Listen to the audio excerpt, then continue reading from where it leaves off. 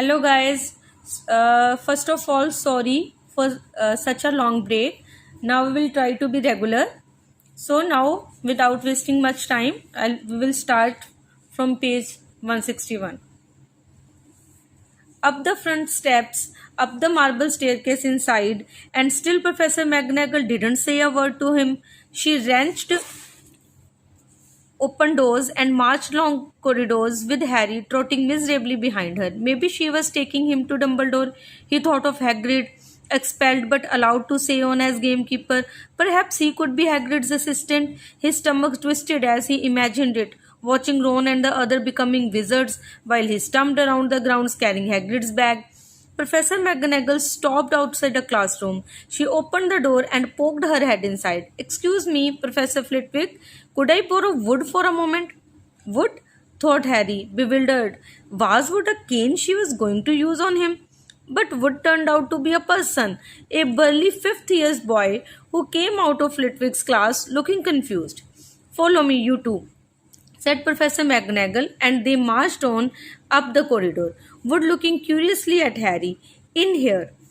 Professor McGonagall pointed them into a classroom which was empty except for Peeves, who was busy writing rude words on the blackboard.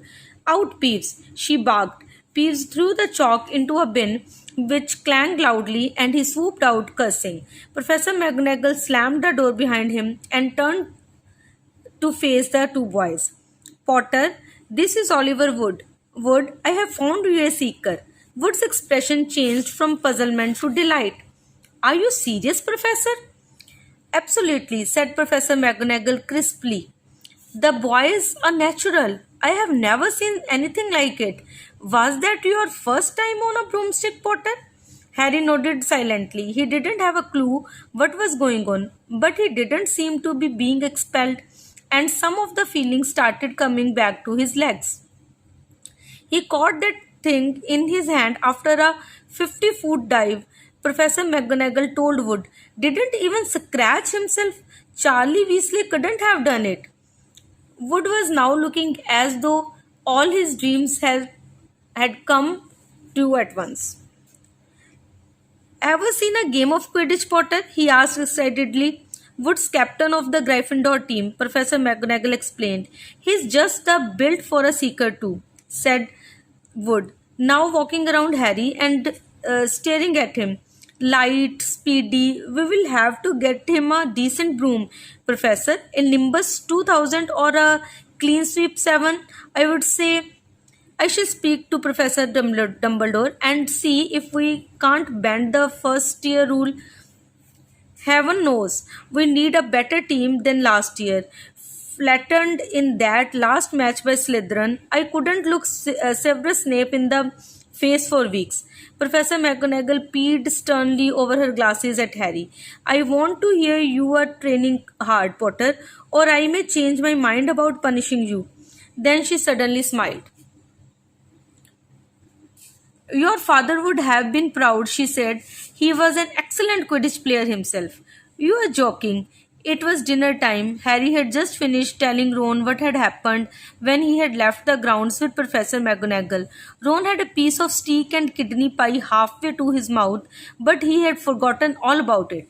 Seeker, he said, but first years never. You must be the youngest house player in about a century, said Harry, shoveling pie into his mouth. He felt particularly hungry after the excitement of the afternoon. Wood told me. Ron was so amazed, so impressed, he just sat and grabbed at Harry. Gaped at Harry. I start training next week, said Harry. Only don't tell anyone. Wood wants to keep it a secret. Fred and George Weasley now came into the hall, spotted Harry, and hurried over. Well done, said George in a low voice. Wood told us we are on the team too. Beat us. I tell you, we are going to win that Quidditch Cup for sure this year, said Fred. We haven't won since Charlie left, but this year's team is going to be brilliant. You must be good, Harry. Wood was almost skipping when he told us. Anyway, we have got to go. Lee Jordan recons he has found a new secret passageway out of the school. But it's that one behind the statue of Grigory the Smarmy that we found in our first year. See you. Fred and George had hardly disappeared when someone far less welcome turned up. Malfoy, flanked by Crabbe and Coily. Having a last meal, Potter? When are you getting the train back to the Muggles? You are a lot braver. Now you are back to the ground and you have got your little friends with you, said Harry coolly. There was, of course, nothing at all little about Crab and Goyle, but as the high table was full of teachers, neither of them could do more than crack their knuckles and scowl. I would take you on any time on my own, said Malfoy. Tonight, if you want, wizard's duel, wands only, no contact. What's the matter? Never heard of a wizard's duel before, I suppose. Of course he has, said Ron, wheeling around. I am his second. Who yours? Malfoy looked at Crab and Goyle, seizing them up. Crab, he said. Midnight, all right, we will meet you in the trophy room. That's always unlocked. When Malfoy had gone, Ron and Harry looked at each other. What is a wizard duel? Said Harry. And what do you mean you are my second? Well, a second's there to take over if you die, said Ron casually, getting started at last on his cold pie. Catching the look on Harry's face, he added quickly, but people only die in proper duels, with real wizards. The most you and Malfoy will be able to do is send spark at each other. Neither of you know enough magic to do any real damage. I bet he expected you to refuse anyway. And what if I wave my wand and nothing happens? Throw it away and punch him on the nose, Ron suggested. Excuse me. They both looked up. It was Hermione Granger. Can't a person eat in peace in this place? Said Ron. Hermione ignored him and spoke to Harry. I couldn't help overhearing what you and Malfoy were saying, but you could, Ron muttered. And you must not go wandering around the school at night. Think of the points you will lose, Gryffindor, and if you are caught, and you are bound to be. It's really very selfish of you. And it's really none of your business, said Harry. Goodbye, said Ron. All the same, it wasn't what you would call the perfect end to the day, Harry thought, as he lay awake much later listening to Dean and scenes falling asleep. Neville wasn't back from the hospital wing. Ron had spent all evening giving him advice, such as if he tried to curse you, you would better dodge it because I can't remember how to block them. There was a very good chance they were going to get caught by Filch or Mrs. Norris, and Harry felt he was pushing his luck, breaking another school rule today. On the other hand, Malfoy's sneering face kept looming up out of the darkness. This was his big chance to beat Malfoy face to face. He couldn't miss it. 11:30, Ron muttered at last, we would better go. They pulled on their dressing gowns, picked up their wands, and crept across the tower room, down the spiral staircase, and into the Gryffindor common room. A few embers were still glowing in the fireplace, turning all the armchairs into hushed black shadows. They had almost reached the portrait hole when a voice spoke from the chair nearest them. I can't believe you are going to do this, Harry. A lamp flickered on. It was Hermione Granger, wearing a pink dressing gown and a frown. You, said Ron furiously, go back to bed. I almost told your brother, Hermione snapped. Percy, he is a prefect. He had put a stop to this. Harry couldn't believe anyone could be so interfering. Come on, he said to Ron. He pushed open the portrait of the fat lady and climbed to the hole. Hermione wasn't going to give up that easily. She followed Ron through the portrait hole, hissing at them like an angry goose. Don't you care about Gryffindor? Do you only care about yourself? I don't want Slytherin to win the House Cup, and you will lose all the points I got from Professor McGonagall for knowing about switching spells. Go away. All right, but I warned you. You just remember what I said. When you are on the train home tomorrow, you were so. But what they were, they didn't find out. Hermione had turned to the portrait of the fat lady to get back inside and found herself facing an empty painting. The fat lady had gone on a midnight on a nighttime visit and Hermione was locked out of the Gryffindor tower. Now what I am going to do? She asked shrilly. That's your problem, said Ron. We have got to go. We are going to be late. They hadn't even reached the end of the corridor when Hermione caught up with them. I am coming with you, she said. You are not.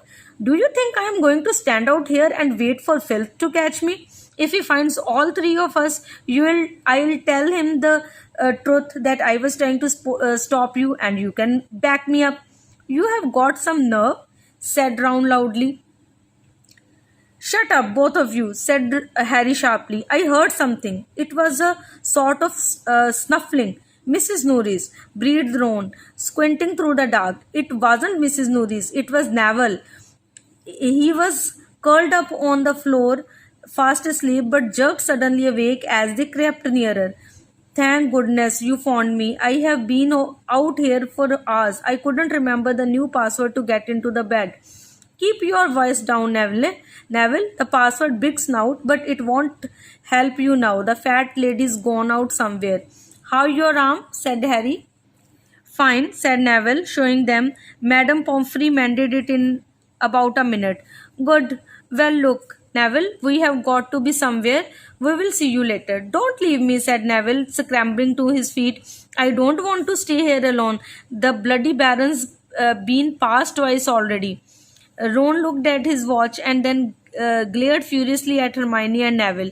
If either of you get a Scot, I will never rest until I have learned that curse of the bogus squirrel told us about and used it on you. Hermione opened her mouth, perhaps to tell Ron exactly how to use the curse on the bogies, but Harry hissed at her to be quiet and beckoned them all forward. They flitted along corridors stripped with bars of moonlight from the high windows. At every turn, Harry expected to run into Filch or Mrs. Norris, but they were lucky. They speed up a staircase to the third floor and tiptoed towards the trophy room. Malfoy and Crabbe weren't there yet. The crystal trophy cases glimmered where the moonlight caught them. Cups, shields, plates, and statues winked silver and gold in the darkness. They edged along the walls, keeping their eyes on the doors at either end of the room. Harry took out his wand in case Malfoy leaped in and started at once. The minutes crept by. He's late. Maybe he's chickened out, Ron whispered. Then a noise in the next room made them jump. Harry had only just raised his wand when they heard someone speak, and it wasn't Malfoy. Sniff around, my sweet, they might be lurking in a corner. It was Filch speaking to Mrs. Norris. Horror struck, Harry waved madly at the other three to follow him as quickly as possible.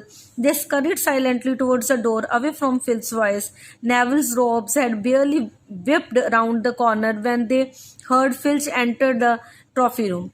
They are in somewhere. They heard him mutter, probably hiding. This way, Harry mouthed to the others, and petrified, they began to creep down a long gallery full of suits of armor. They could hear Filch getting nearer. Neville suddenly let out a frightened squeak and broke into a run. He tripped, grabbed Ron around the waist, and the pair of them toppled right into a suit of armor. The clanging and crashing were enough to wake the whole castle. Run! Harry yelled, and the four of them sprinted down the gallery, not looking back to see whether Filch was following. They swung around the doorstep and galloped down one corridor then another, Harry in the lead, without an idea where they were or where they were going. They ripped through a tapestry and found themselves in a hidden passageway, hurtled along it, and came out near their charms classroom, which they knew was miles from the trophy room. I think we have lost him, Harry panted, leaning against the cold wall and wiping his forehead. Neville was bent double, wheezing and spluttering. I told you, Hermione gasped, clutching at the stitch in her chest. I told you, we have got to get back to Gryffindor Tower, said Ron, quickly as possible. Malfoy tricked you, Hermione said to Harry. You realize that, don't you? He was never going to meet you. Filch knew someone was going to be in the trophy room. Malfoy must have tipped him off. Harry thought she was probably right, but he wasn't going to tell her that. Let's go. It wasn't going to be that simple. They hadn't gone more than a dozen paces when a doorknob rattled and something came shooting out of a classroom in front of them. It was Peeves. He caught sight of them and gave a squeal of delight. "Shut up, Peeves, please. You will get us thrown out." Peeves crackled. "Wandering around at midnight? Ickly fristies. Toot toot toot. Naughty, naughty, you will get caughty. Not if you don't give us away. Peeves, please." "Should tell Filch, I should," said Peeves in a saintly voice, but his eyes glittered wickedly. "It's for your own good, you know." "Get out of the way," snapped Ron, taking a swipe at Peeves. This was a big mistake. Students out of bed. Peeves bellowed. Students out of bed. Down the charms corridor. Ducking under Peeves, they ran for their lives right to the end of the corridor where they slammed into a door and it was locked. "This is it," Ron moaned as they pushed helplessly at the door. "We are done for. This is the end." They could hear footsteps, Filch running as fast as he could towards Peeves' shouts. "Oh, move over," Hermione snarled. She grabbed Harry's wand, tapped the door lock, and whispered, "Alohomora." The lock clicked and the door swung open. They piled through it, shut it quickly, and pressed their ears against it, listening. "Which way did they go, Peeves?" Filch was saying. "Quick, tell me. Say please. Don't mess me about, Peeves. Now, where did they go?" "Shouldn't say nothing if you don't say please," said Peeves in his annoying sing-song voice. "All right, please. Nothing. Ha ha, told you I wouldn't say nothing if you didn't say please. Ha ha ha ha." And they heard the sound of Peeves whooshing away and Filch cursing in rage. "He thinks this door is locked," Harry whispered. "I think we will be okay. Get off, Neville." For Neville had been tugging on the sleeve of Harry's dressing gown for the last minute. "What?" Harry turned around and saw quite clearly what. For a moment he was sure he would walked into a nightmare. This was too much on top of everything that had happened so far. They weren't in a room as he had supposed. They were in a corridor. The forbidden corridor on the third floor, and now they knew why it was forbidden. They were looking straight into the eyes of a monstrous dog, a dog which filled the whole space between ceiling and the floor. It had three heads, three pair of rolling mad eyes, three noses twitching and quivering in their direction, three drooling mouths, saliva hanging in slippery ropes from yellowish fangs. It was standing quite still, all six eyes staring at them. And Harry knew that the only reason they weren't already dead was that their sudden appearance had taken it by surprise. But it was quickly getting over that. There was no mistaking what those thunderous growls meant. Harry groped for the doorknob between Filch and death. He had taken Filch. They fell backward. Harry slammed the door shut and they ran. They almost flew back down the corridor. Filch must have hurried off to look for them somewhere else because they didn't see him anywhere, but they hardly cared. All they wanted to do was put as much space as possible between them and that monster. They didn't stop running until they reached the portrait of Fat Lady on the seventh floor. "Where on earth have you all been?" she asked, looking at their dressing gowns hanging off their shoulder and their flushed, sweaty faces. "Never mind that. Big snout," panted Harry, and the portrait swung forward. They scrambled into the common room and collapsed, trembling, into armchairs. It was a while before any of them said anything. Neville indeed looked as if he had never speak again. He would never speak again.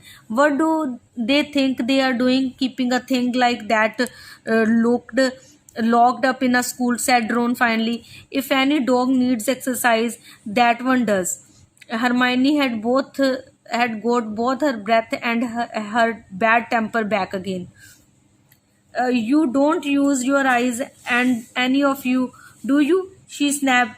"Didn't you see what it was standing out the floor?" Harry suggested. "I wasn't looking at its feet. I was too busy with its heads." "No, not the floor. It was standing on a trapdoor. it obviously guarding something. She stood up, glaring at them. I hope you are pleased with yourself. We could all have been killed or worse, expelled. Now, if you don't mind, I am going to bed. Ron stared after her, his mouth open. No, we don't mind, he said. You would think we dragged her along, wouldn't you? But Hermione had given Harry something else to think about as he climbed back into bed. The dog was guarding something. What had Hagrid said? Gringotts was the safest place in the world for something you wanted to hide, except perhaps Hogwarts.